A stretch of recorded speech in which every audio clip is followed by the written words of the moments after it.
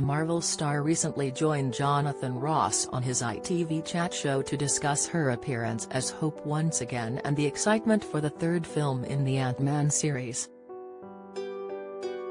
However, during her time on the sofa, Evangeline made a shocking confession about King Charles and wanting to touch his ear lobes. Alongside her role in Ant-Man, Evangeline also starred as Tauriel in The Hobbit: The Desolation of Smaug. She explained that she wanted a keepsake from her time on the film and admitted to stealing a major prop from the set. There was this really important prop, the runestone that Keeley gave to Tauriel. They had made about a dozen of them and one of them had been chosen. It was beautifully crafted. We used all the other ones for rehearsals. It really was the best one, so between takes on one of the scenes I just slipped it into my pocket. And then I was like, guys, I think I've dropped the runestone, I don't know where it is. There were like 20 people on their hands and knees looking. Peter Jackson is freaking out because it's the one he hand chose for the scene and I was like, sorry. And I still have it.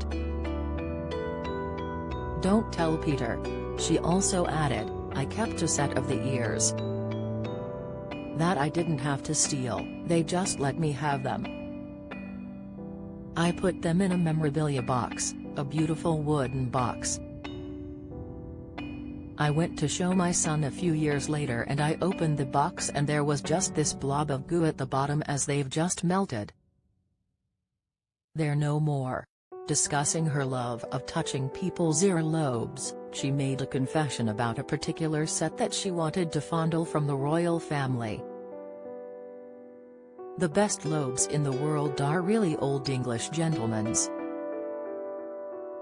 They hang way down. I'd go for those in a minute. Come on. I would. I like the meat of the lobe. I just like to fondle it. It's not sexual.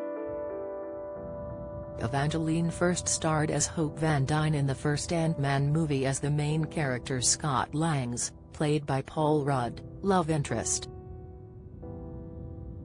Coronation Street exit for Max Turner as fans spot worrying clue, in sight, now, as well as a couple, Hope and Scott are partners as they use her father, Dr. Hank Pym's, Michael Douglas, Pym particles, allowing them to shrink into their small forms.